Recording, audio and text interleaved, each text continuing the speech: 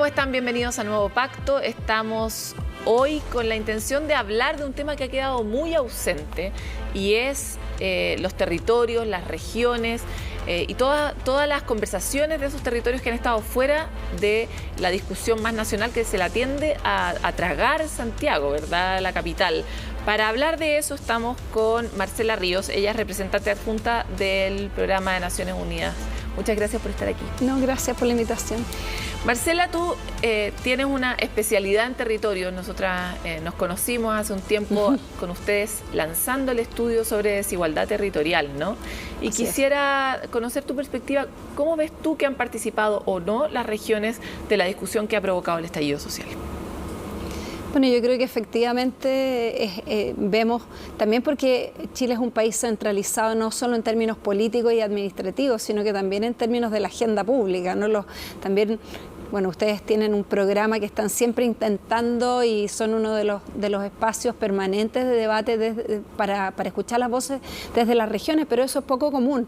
Los medios de comunicación tradicionales tienden a concentrar el debate, las vocerías y toda la cobertura en Santiago. De hecho, uno de los procesos que hemos vivido como país en estas últimas semanas es la concentración de atención a lo que ocurre en la Plaza Italia, ¿no? en la Plaza Baquedano, la Plaza Dignidad, que quizás puede ser como la mejor cristalización de esa preocupación que hay por lo que ocurre en Santiago y no hemos tenido la misma posibilidad de ver lo que pasa en las otras plazas Dignidad. Claro, las otras plazas Dignidad, el tipo de no solo las movilizaciones, sino que también los debates, las discusiones que están teniendo las personas en distintas regiones del país. Entonces, efectivamente creo que es un debate que ha quedado un poco rezagado también, porque teníamos una discusión muy importante respecto de la elección de los gobernadores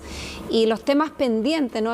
Había muchos actores que planteaban que teníamos una ley que promulgaba, digamos, la elección de gobernadores, pero que no se hacía cargo necesariamente de las inconsistencias que la ley tenía respecto de competencias, recursos. Se había instalado una comisión técnica para trabajar los temas pendientes y eso quedó un poco como en pausa, no hemos sabido qué va a ocurrir con eso, es uno de los temas que también quedó un poco, digamos, rezagado. Y por último, se ha discutido poco también el impacto que va a tener el inicio del proceso constituyente y la redacción de una nueva constitución respecto de la estructura del Estado, ¿no? Esa es una discusión. Hemos estado en discusión respecto del sistema de elección, por ejemplo, de quienes van a integrar el órgano constituyente.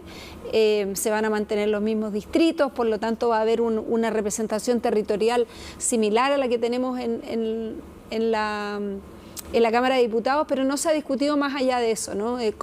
Quiénes van a poder estar representados, cómo van a recoger los partidos y las listas, las voces y los liderazgos de los territorios. Yo creo que ahí tenemos muchos temas pendientes. Hiciste una buena síntesis de lo que deberíamos tender a hablar. Entonces, vamos desgranando el choclo. Primero, ha surgido a propósito de la realización de esta consulta que hicieron las municipalidades. Fue un experimento bien interesante para el mundo más regionalista, ¿no? Sí. Porque curiosamente la priorización de los temas que para cada territorio son relevantes, por supuesto son distintas.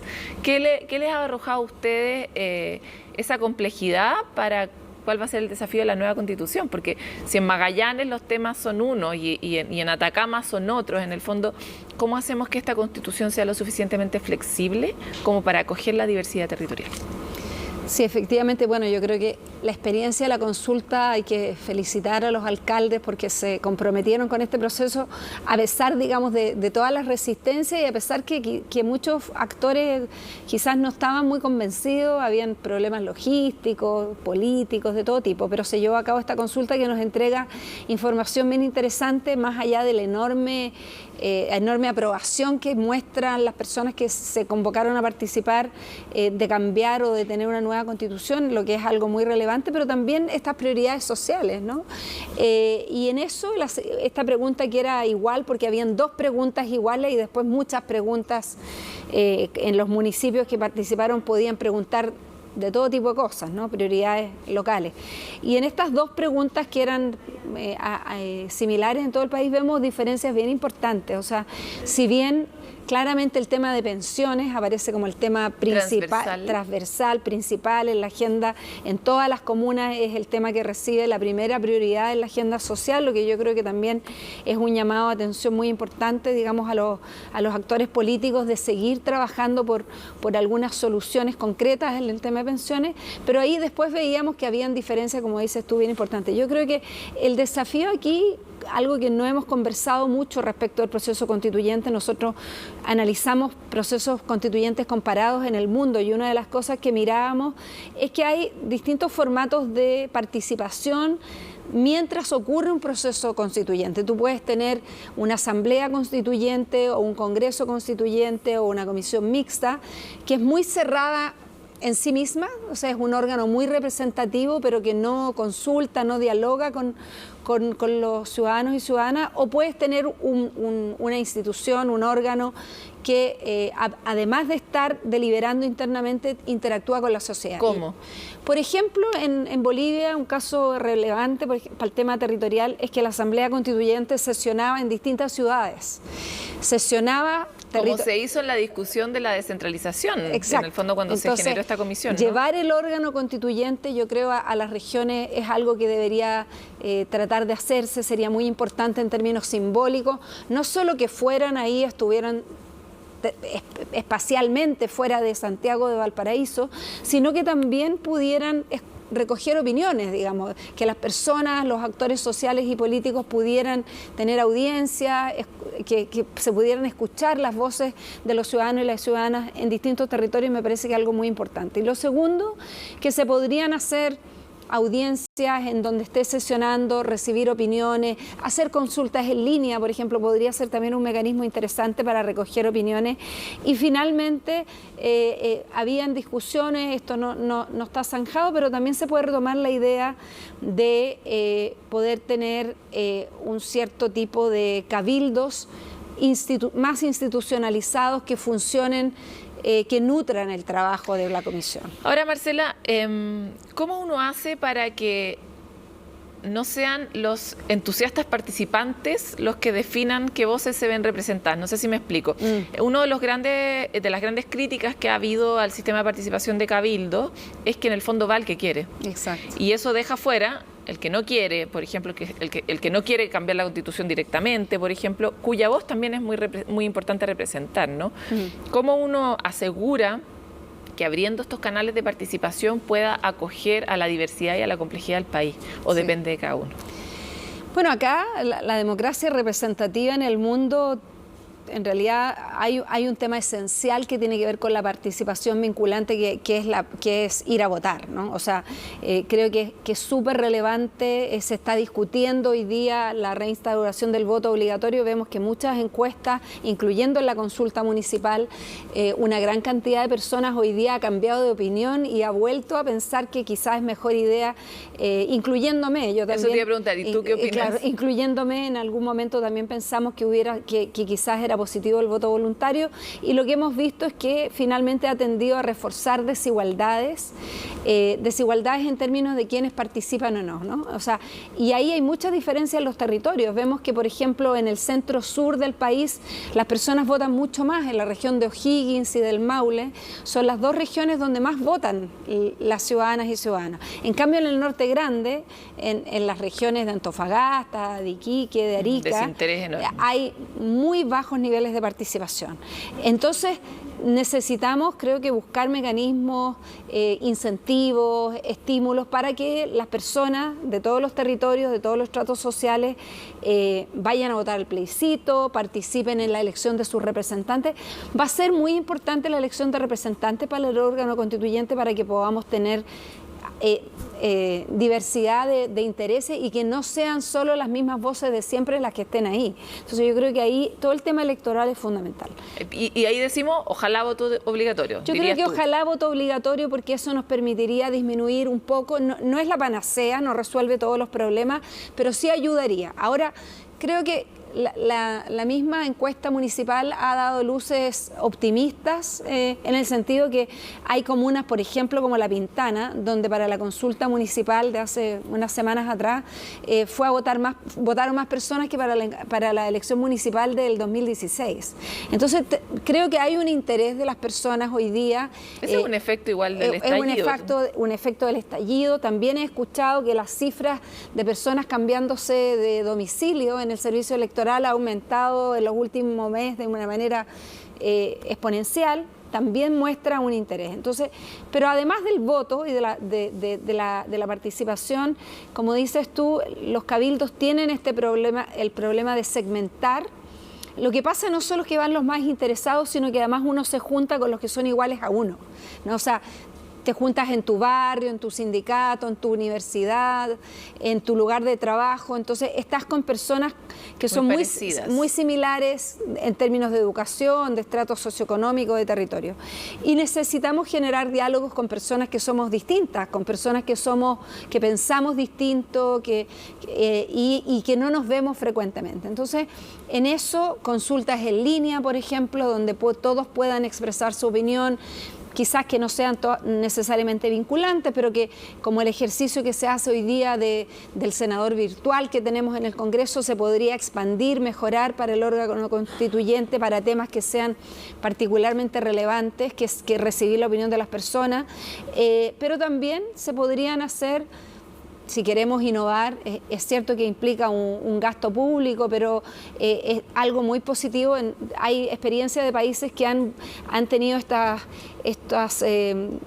selección, digamos, aleatoria de personas, como se hace por ejemplo, con los jurados en Estados Unidos para un juicio, o en Canadá también. Hay un experimento de Stanford. Claro, también, sí. Pero en Canadá, en British Columbia, hace poco tiempo hicieron esto, seleccionar aleatoriamente a los ciudadanos y ciudadanas para una comisión de cambio electoral, que habitualmente se piensa que es algo muy técnico, muy específico, y sin embargo seleccionaron al azar personas, y tener un ejercicio de esa manera, por ejemplo, que se pudiera hacer paralelo al órgano constitucional para discutir ciertos temas y traer personas de distintas regiones, de distintos territorios. Puede enriquecer mucho la discusión, ¿no? Podría enriquecer mucho porque te podría dar miradas distintas. Yo creo que en la medida que hay tiempo, y por último, creo que acá entre el plebiscito de abril y la elección de octubre va a haber un tiempo precioso, digamos, que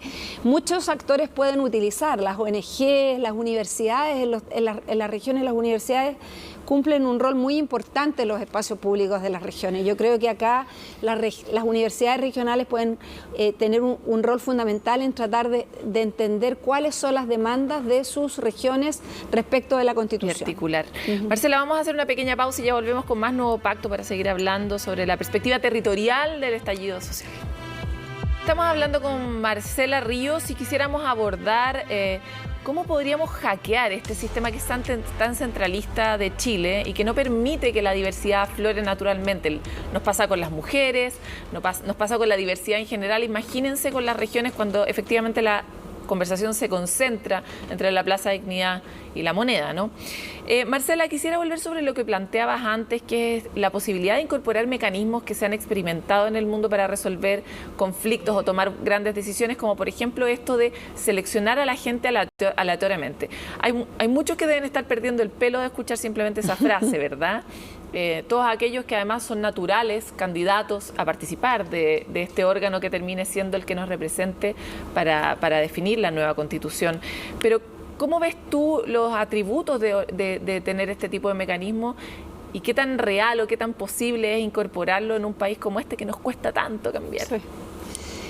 Bueno, sí, efectivamente, como tú dices, Chile es un país que en general le cuesta innovar en materia política e institucional. Es un país que es más bien así como adverso, digamos, a la transformación. Pero hoy día estamos en un momento que, gracias o producto al estallido social y a este momento que estamos viviendo de transformaciones, se ha producido una apertura muy insólita, grande claro. para buscar alternativas. Y como bien dices tú, tampoco hay tantas experiencias, pero hay evidencia de muchos países y de experimentos que han mostrado que cuando tú traes a personas muy distintas, que no se juntan en otros momentos, tú puedes empezar con un proceso muy polarizado, pero la propia deliberación y el acompañamiento termina con poner de acuerdo a las personas y se disminuyen los niveles de desacuerdo, pero también te permite a las personas entender perspectivas que son totalmente distintas a las suyas. Hoy día, por ejemplo, uno de los problemas con la forma de comunicación a través de las redes sociales, Facebook, Twitter, WhatsApp, es que tenemos conversaciones al interior de redes que son cerradas, con puras personas que están en nuestras redes, pero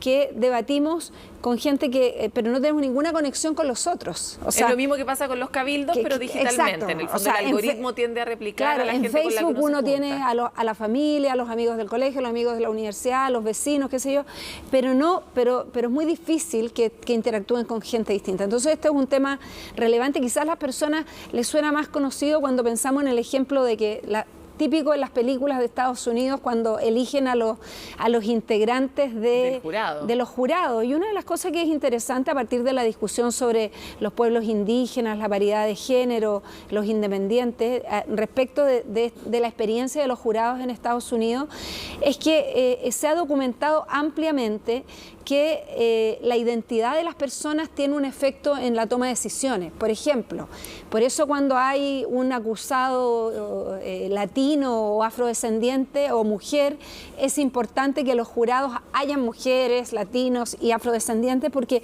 está súper estudiado y demostrado que las personas toman de acuerdo a sus paradigmas, toman decisiones según tus posiciones en la sociedad. Por eso es tan importante que la constituyente sea paritaria, tengamos mujeres y hombres, tengamos pueblos indígenas, no sean solo personas de Santiago, no sean solo personas de 14 colegios de Santiago, no sean solo abogados. Es muy importante que tengamos una diversidad de voces, sin excluir que la convención constituyente o la convención mixta va a tener una secretaría técnica y va a tener y debería tener un fuerte apoyo técnico legislativo, digamos, ¿no? O sea, no va a quedar mala porque no haya gente muy letrada en materia legislativa, digamos. Pero es lo mismo, yo creo que es importante pensar que es lo mismo con el Congreso y el Parlamento en todas partes del mundo y en nuestro Congreso. La democracia representativa, la idea no es elegir al especialista técnico, sino que las personas elegimos a representantes de intereses. Y eso funciona así en todo el mundo, por eso en todo el mundo puede haber gente joven, vieja, con estudios, sin estudios.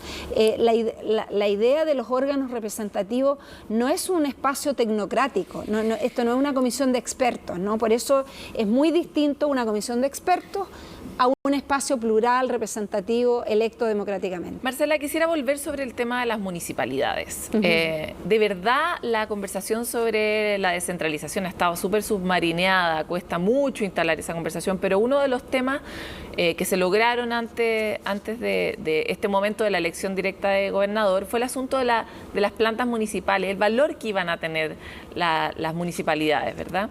Y hoy día vimos que las municipalidades parecen estar mucho más cerca que los representantes, son de hecho las menos apaleadas en términos de legitimidad, para poder conversar con la ciudadanía y levantar desde ahí los grandes temas. Si uno mira países como por ejemplo Suecia, las municipalidades son el órgano a través del cual la ciudadanía instala sus temas que después se constituyen en los temas nacionales, ¿verdad? O sea, como es una forma de abrir la capilaridad de las decisiones.